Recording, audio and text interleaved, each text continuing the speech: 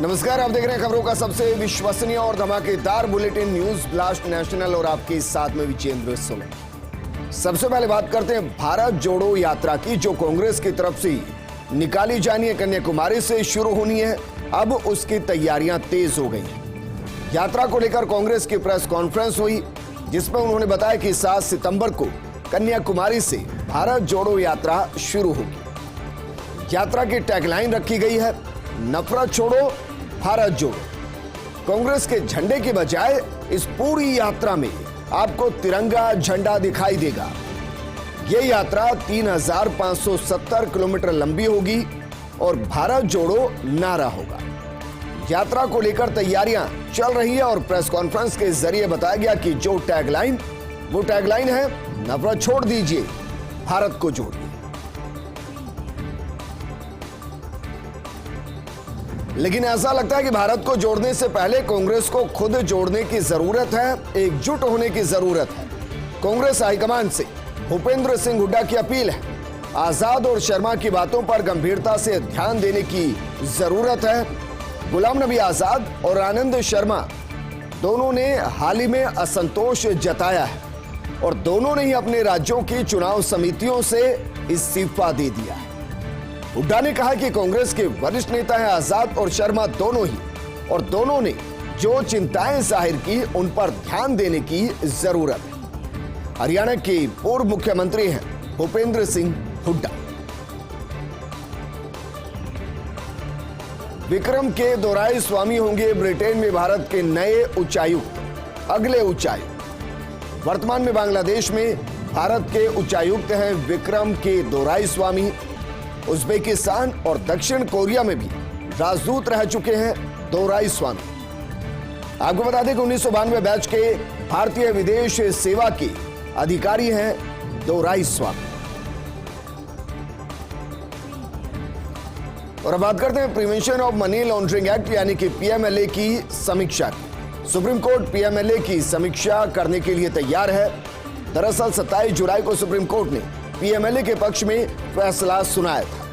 PMLA से ED को मिलता है गिरफ्तारी और पूछताछ का अधिकार, और इस कानून की वैधता के खिलाफ दायर हुई थी 241 याचिकाएं। खानविलकर, माहेश्वरी, रवि कुमार की बेंच में कानून को वैध ठहराया गया। जस्टिस खानविलकर ने 545 पेज का जजमेंट लिखा। इसके एक दिन बाद सुप्रीम कोर्ट से रिटायर हो गए खानविलकर। दिल्ली के कैबिनेट मंत्री सत्येंद्र जैन की पत्नी पूनम को जमानत मिल गई। पूनम जैन को 1 लाख के मुचलके पर जमानत मिली है। दिल्ली की राउज एवेन्यू कोर्ट ने जमानत दी है। दरअसल पूनम जैन पर मनी लॉन्ड्रिंग का आरोप था। आरोपी अजीत सुनील जैन को भी जमानत मिल गई है। वहीं सत्येंद्र जैन पर 27 अगस्त तक सुनवाई टल गई है। अनुव्रत मंडल की सुनवाई करने वाले जज को धमकी मिली है। आसनसोल के जज राकेश चक्रवर्ती को धमकी मिली है। जज राकेश चक्रवर्ती को धमकी भरी चिट्ठी मिली। जज राकेश चक्रवर्ती ने पुलिस में शिकायत दी। बप्पा चटर्जी नाम के युवक ने उन्हें धमकी दी है। आरोपी खुद को बता रहा कोर्ट का हेड क्लर्क और चिट्ठी में लिखा है, अनुव्रत मंडल को जमानत दे। जज के परिवार को एनडीपीएस एक्ट में फंसाने की भी धमकी दी गई है। और बात करते हैं बिहार की, जहां सियासी बयार हमेशा बहती रहती है। बिहार में सियासी उठापटक के बीच इस वक्त की बड़ी खबर, विधानसभा स्पीकर विजय सिन्हा ने स्वयं पर लगाए गए अविश्वास प्रस्ताव को खारिज कर दिया है। विधानसभा अध्यक्ष विजय सिन्हा ने कहा, अविश्वास प्रस्ताव नियमानुकूल नहीं है। अविश्वास प्रस्ताव में नियम प्रावधान का पालन नहीं किया गया और इसीलिए मैं ऐसे अविश्वास प्रस्ताव को स्वीकार नहीं कर सकता। ना ही मैं विधानसभा अध्यक्ष पद से इस्तीफा दूंगा। बिहार विधानसभा में बीजेपी के विजय सिन्हा हैं विधानसभा अध्यक्ष। नीतीश तेजस्वी की सरकार बनने के बाद अविश्वास प्रस्ताव दिया गया था। 24 अगस्त को इस प्रस्ताव पर वोटिंग होनी थी, लेकिन उससे पहले ही स्पीकर ने प्रस्ताव को खारिज कर दिया। वहीं बिहार की नई महागठबंधन सरकार के सामने बड़ी चुनौती है। पुलिस के व्यवहार को सुधारना सबसे बड़ी चुनौती। नौकरी मांग रहे प्रदर्शनकारियों पर पुलिस लाठीचार्ज और इस दौरान 12 घायल हो गए थे। तिरंगा लेकर बैठे प्रदर्शनकारी अनीसुर रहमान की पिटाई की गई थी। पुलिसकर्मी ने तिरंगे को छीना था और प्रदर्शनकारी की जमकर पिटाई की गई थी। वीडियो भी ये जमकर वायरल हुआ था। सफाई अब दे रही है सरकार और ये सबसे बड़ी चुनौती है, क्योंकि जिस दिन से तेजस्वी और नीतीश कुमार ने हाथ मिलाया है उसी दिन से बीजेपी जंगल राज रिटर्न की बात कर रही है। और जैसे ही जब पुलिस की लाठियां बरसती हुई नजर आई उसके बाद बीजेपी और ज्यादा मुखर हो गई। महाराष्ट्र स्थानीय निकाय चुनाव में यथास्थिति के निर्देश सुप्रीम कोर्ट ने दिए। 5 हफ्ते यथास्थिति बनाए रखने के निर्देश। इस मुद्दे पर विशेष बेंच बनाएगा supreme court.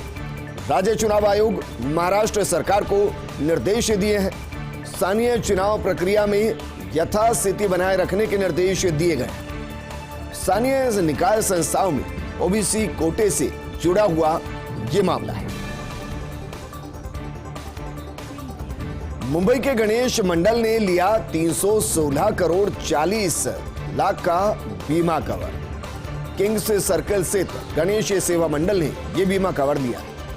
New India insurance company से नुकसान का बीमा करवाया गया। किंग्स सर्कल पर 5 दिन के महोत्सव में सुरक्षा बीमा कराया गया है।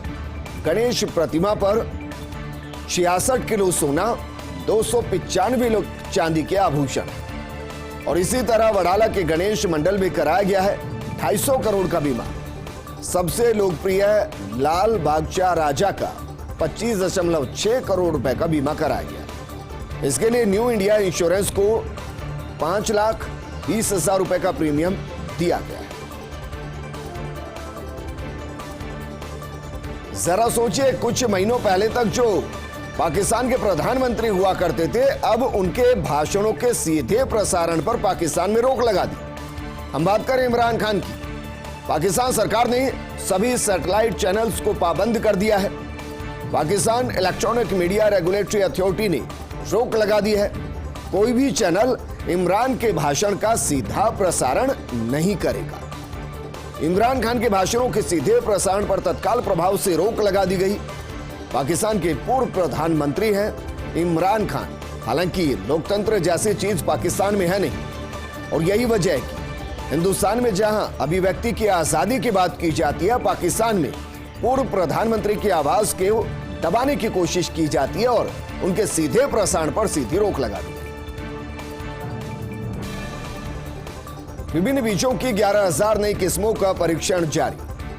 Plant varieties and farmers right authority PPVFRA खेतों में कर रहा 11,000 बीजों की नई किस्म का परीक्षण।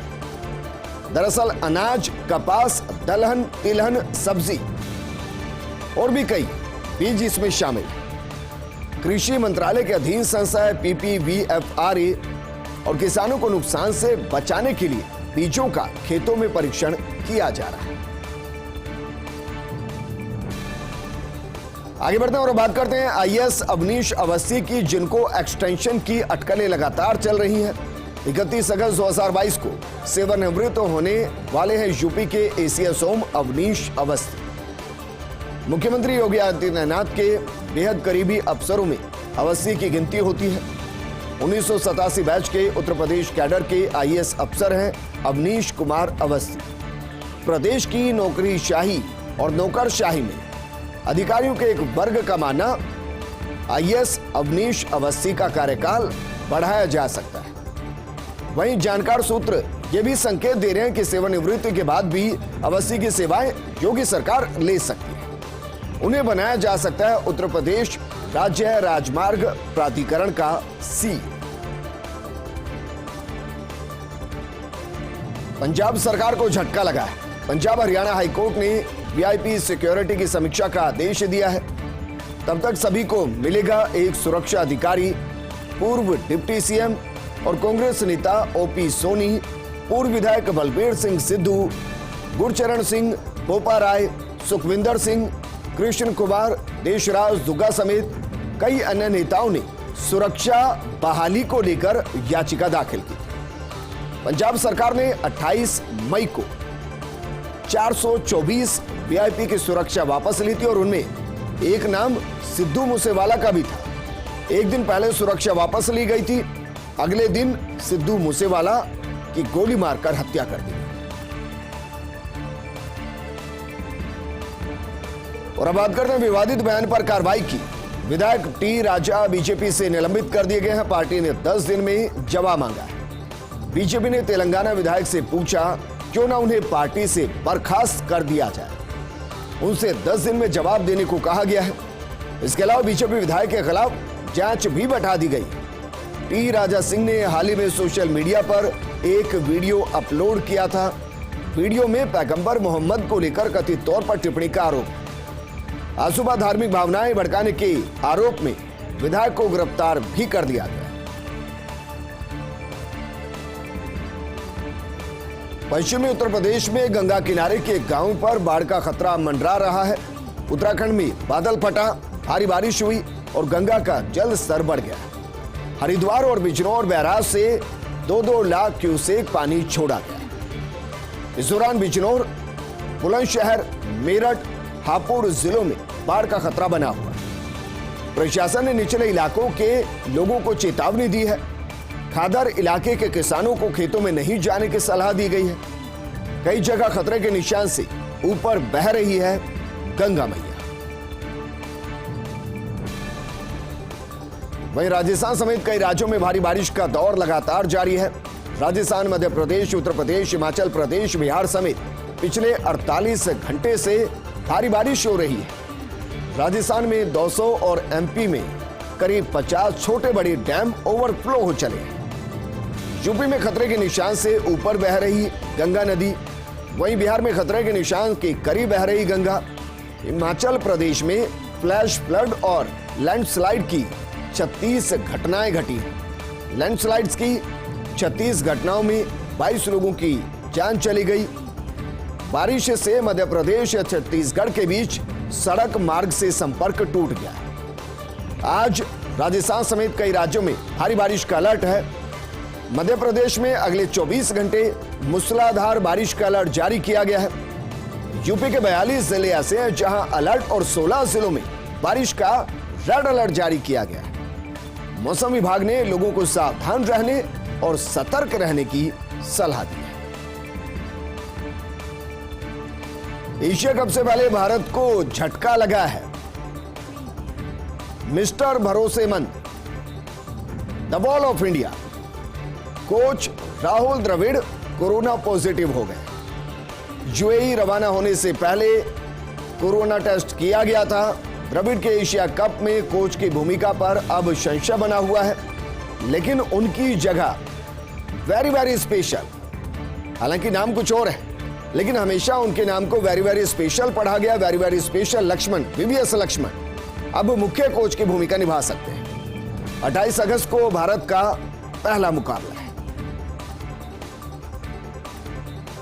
कई सामाजिक और नागरिक संगठन भारत जोड़ो यात्रा में शामिल हैं। राहुल गांधी के नेतृत्व में निकलेगी कांग्रेस की भारत जोड़ो यात्रा। 7 सितंबर को कन्याकुमारी से कश्मीर के लिए यह यात्रा शुरू होगी। करीब 150 दिनों में कश्मीर तक पहुंचने का कार्यक्रम है। इस दौरान अरुणा रॉय, सईदा हमीद, पीवी राजगोपाल, योगेंद्र यादव और भी कई सामाजिक कार्यकर्ताओं का यात्रा को समर्थन है। यात्रा के संयोजक है कांग्रेस नेता दिग्विजय सिंह। राहुल गांधी ने की सामाजिक कार्यकर्ताओं के साथ बैठक और बैठक में दिग्विजय सिंह ने प्रेजेंटेशन दिया।